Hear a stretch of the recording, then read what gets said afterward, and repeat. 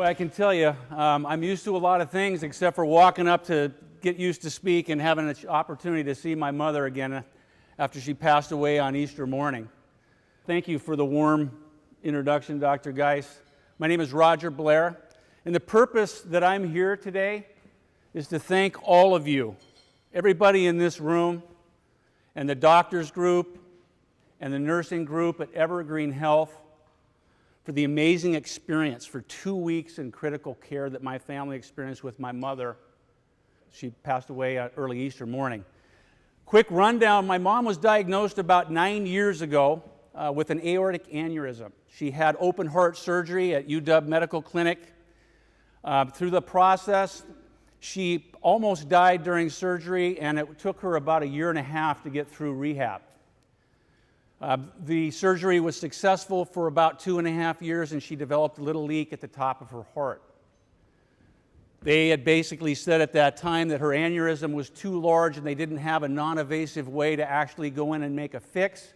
So in order to make this happen again and to get her back healthy, we were going to have to do a full-blown open heart again.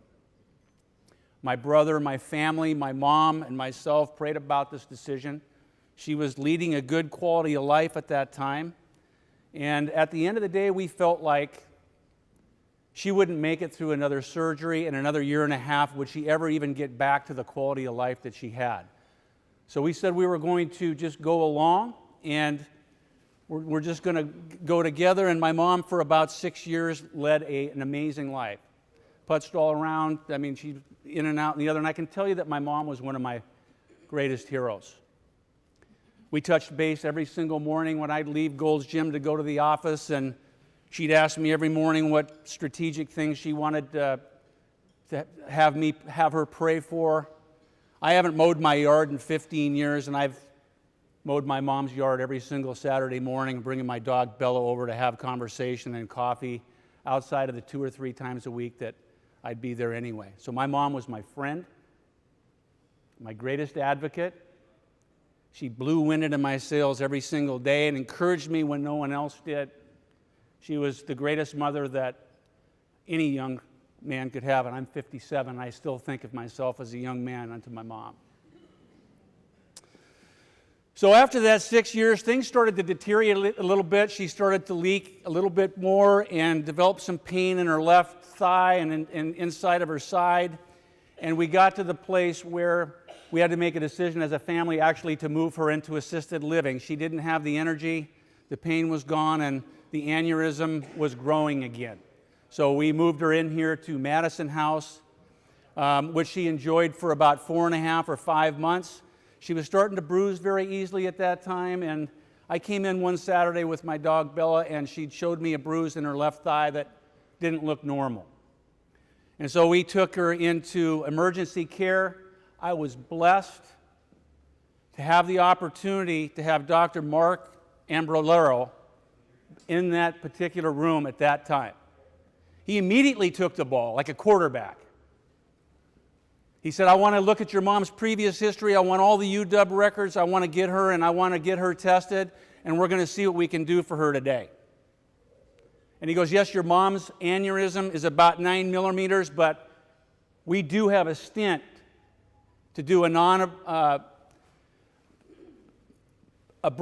or a non, I don't know what the word for that is, to go in through the thigh. And I'm going to fly that in from Florida tomorrow morning. I want to see your mom in here, and we're going to get this done. We'd all had conversations. He explained the surgery in detail. He showed the heart, and exactly with the surgeon's hand showed us exactly what he was going to do. My mom went in. The surgery was successful for about 2.5 days. The bleeding started again. He went back in, immediately grabbed the ball, told us exactly what he was going to do to fix it again. He took my mom in. It was supposed to be a 2.5-hour surgery. We went in at 4 o'clock in the afternoon. 11.5 hours later, he came out and said, we got it done. 11.5 hours. You want to talk about a rock star, superstar? You want to talk about a hero? A man that would spend 11.5 hours in surgery because he's made a commitment in his mind and his heart, something had come out of his mouth, and he stayed the course. He said, we got it. But he said, I want you to know, your mom lost a lot of blood. 8 units of blood. He had blood everywhere. My mom had blood everywhere when I went to the... this was a battle for life. It was an amazing effort. About 3 days later, sure enough, the heart was good. But the kidneys weren't taking place because of all the blood loss. And he said that was the issue that we had, and those kidneys never did start back up. My mother made us promise specifically that I do not want any acts of heroism to keep me alive. And she was already on a breathing tube, but we were using that and justified the fact that we had that to get her over the hump. The next level of action would have been not the direction that she went, and I was with my 2 daughters. I was with my brother. It was late in the morning on Easter, and we prayed about next direction and what would Mom want to do. What did Mom tell us? What did she ask us to do? And so we went in and prayed to get a level of peace that we could walk in the door and ask the doctor to remove the breathing tube, and we sat there and let the natural course of action take place, and my mom passed away, and she crashed Jesus' party on Easter morning, and I'm sure she had a blast. But what I'm here to do is to tell you something that is amazing. The level of care that my mother received from the nursing staff, this was 2 weeks. I was there 5 hours a day, every day. I saw the nurses come in. I saw them come out. I saw the doctors transition from Mark into the other doctors that gave directions. I saw a level of talent, compassion, heart, expertise, direction that I couldn't even... I'm a CEO of a company. I am in the customer service business. I get it. Beyond expectations. If there was a question that was answered. And the level of care for my mom and the compassion and the things that she needed. And I can be real honest with you, my mom's the sweetest woman in the world, but there was a couple of days in there where it was pretty ugly.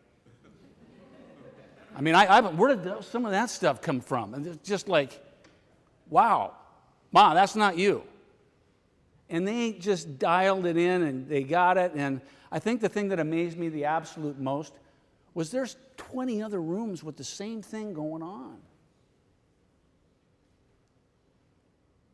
And to be able to get in there and to be able to deliver that passionate heart is just absolutely more than impressive.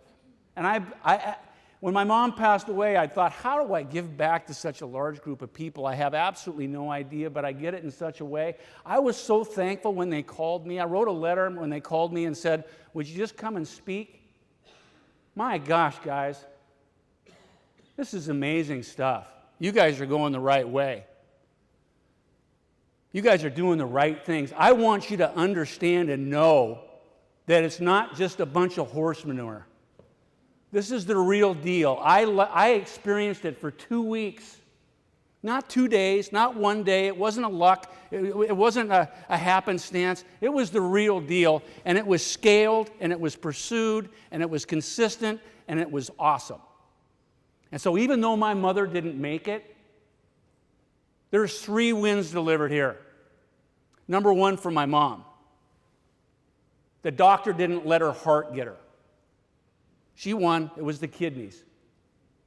Number 2, my family got to see something that I've never seen before with a level of professionals, and I hope that this trickles down into those rooms in the critical care unit and to the doctor staff, that it was the most amazing experience that I could. I'd go home every day and really wonder how they do this every day. It was so phenomenal. Thank you for my family. And number 3, the community, the local community, has a phenomenal place to bring their loved ones and friends. What a blessing to have this healthcare facility right here locally in Kirkland. You guys are awesome. I hope you have a great day today. Thank you for asking me, and I very much appreciate it. Have a great weekend.